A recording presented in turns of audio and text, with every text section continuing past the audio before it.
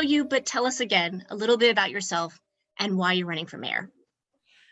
Well, I'm a proud son of Italian immigrants. Mom and dad came to Los Angeles, came to San Pedro for a better opportunity for work. The fishing industry brought my parents to San Pedro. My dad, commercial fisherman. My mom worked the canneries, and taught me the importance of faith, of family, of service, service above self. And sisters have been teachers for many years. My wife been married to now over 20 years, also a teacher. Police officer. I've dedicated 30 of my 47 years to the city. 8 years of my 15 I spent as a senior lead officer. And if you recall, Robert Green, Robert, when I ran for council, knew my story back then. And it was just a blessing to have the people of my council district elect their own neighborhood street police officer when I decided to run for council when Janice Hahn went off to Congress. And it's been an incredible 10 years. These last 10 years as a police officer, as a council member, it was the experience that I brought with me as a senior lead officer is on the ground leadership, knowing what's happening on the street level to improve the quality of life. And this is why I'm running for mayor, to be the chief executive officer of the city of Los Angeles. And the reason why I'm running for mayor is because the city's in crisis. And I have proven, based on my actions and the successes in my district, on how to address homelessness. There's a proven model that I will apply to the rest of the city to end street living once and for all, and to make our public spaces clean and safe. And our top two issues in Los Angeles are the two issues that I know well and I know how to solve, and that's homelessness and crime. You said you have a proven model. What's the proven model, and how have you eliminated homelessness in your district? Well, we've eliminated half of the street. We've housed half of the people, and I'm proud of the fact that the model that we've used is to move quickly or build enough transitional housing to take everyone off the street and offer them a stable, a more secure, safer, supportive environment to help them get back on their feet again. The people that you said have moved out of your district, that moved off the street, they're all in transitional housing? Yes. Where are they? Just kind of generally. Yeah, of course. We have, Carla, we have said yes to all solutions, and I'm proud of that. And I got a lot of pushback, and I didn't care getting that pushback. So the three bridge home shelters, one in Watts, one in Wilmington, one in San Pedro. We have 3 of our safe parking locations. We also have a tiny home village across the street from LA Harbor College. We also have one of the first outside of Skid Row navigation center, storage center as well, that we built.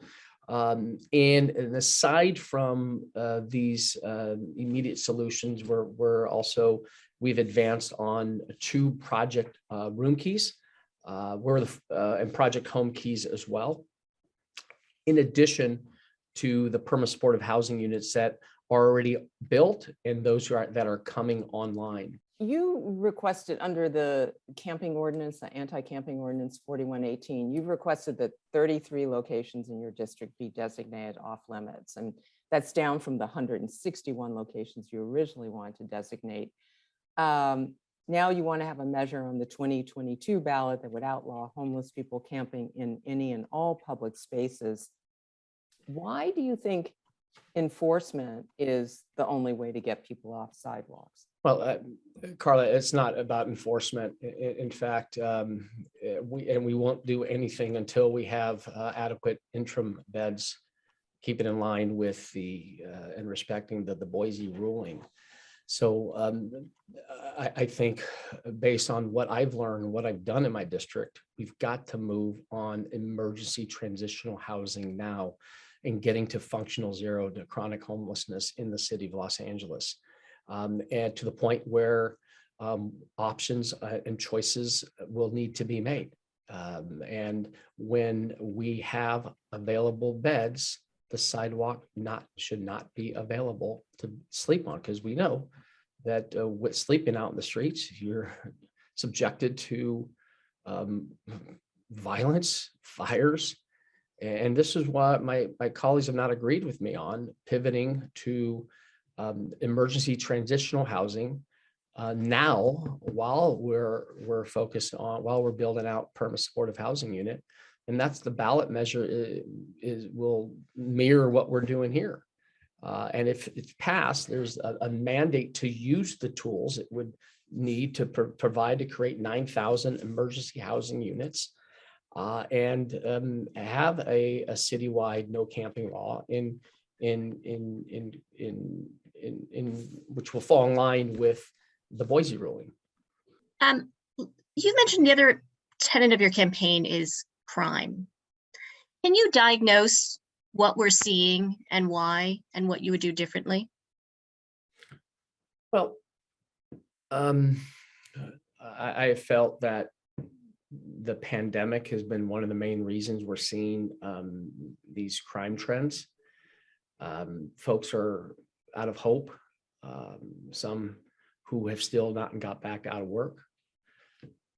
I can also share with you, based on my lived experiences, when you have fewer consequences out there.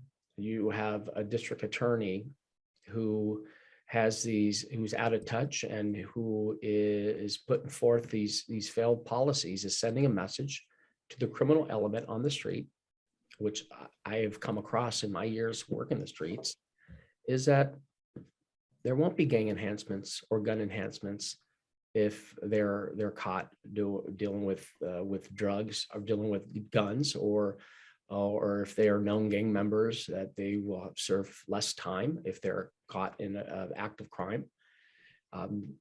Coupled with the fact that you have, our jails, our municipal jails, our jails are not being used today because of COVID. I don't understand that. How is it that we're not keeping people in custody for their acts when we are attending Super Bowl games, running marathons, as well as back at work? But I feel that even the criminal element out in the street, they at this point don't care and about the acts that they're doing. It's because they feel that they're not getting, if they get caught, there'll be fewer consequences. You said the jails aren't being used, and I wonder if you could expand on that. Are there people convicted of crimes who are not going to jail? The lower end misdemeanors, Robert, are not, they're not being held in custody right now. There's a list. So after they're convicted, you mean? No, after they're arrested. Okay. Well, should they be held in jail? Until they see a judge. Are you saying, as mayor of Los Angeles, you would ask or seek that anybody arrested for misdemeanor remain in jail, be denied bail? No, I'm not saying that. Oh. There's obviously I'm all for accountability. I'm also all for consequences. My message as mayor would be this: abide by the law and you won't be arrested. Plain and simple. Don't tear up our streets. Don't commit misdemeanor crimes. Don't tag up our neighborhoods. Don't litter. And you'll be fine. So these are questions. The first ones are pretty short answer, 1 minute, 2 minutes, and then we're going to get into the kind of one word answers. Okay. So, but tell us, and we've covered some of this, but why are you the right person to be LA's next mayor? I'm the right person to be LA's next mayor because the two top issues facing Los Angeles is I'm intimately aware of and have proven to solve these issues. And one, of course, is homelessness. The city is in a crisis, and I found a model that's proven to work and I have will apply that model citywide to end street living once and for all and to make our public spaces clean and safe.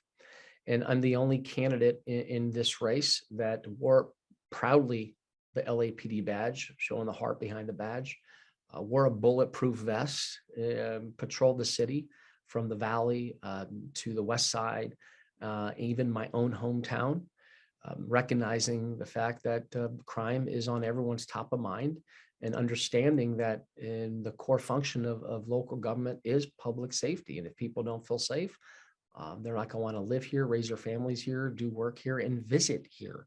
So these two issues are the issues that we're facing in Los Angeles, and I'm better equipped than any other candidate to address and solve these issues.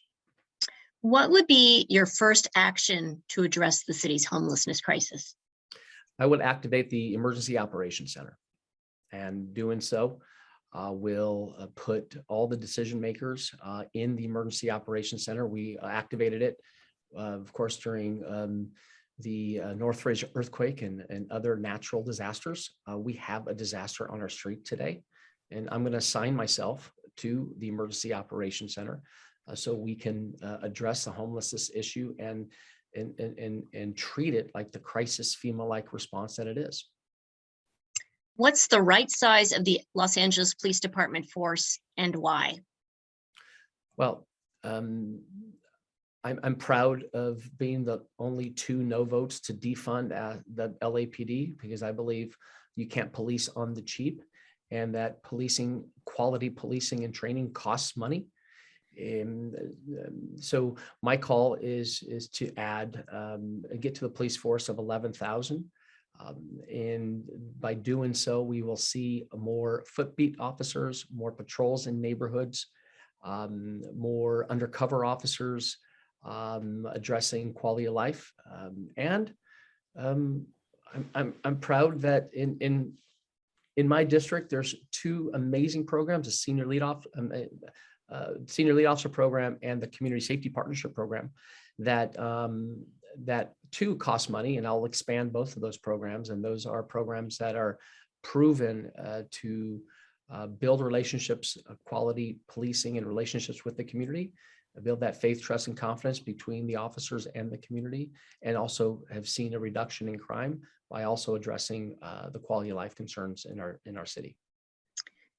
What's an example of something you've done that wasn't popular, but was the right thing to do? Putting 3 homeless shelters in my district. It wasn't popular, but I knew it was the right thing to do.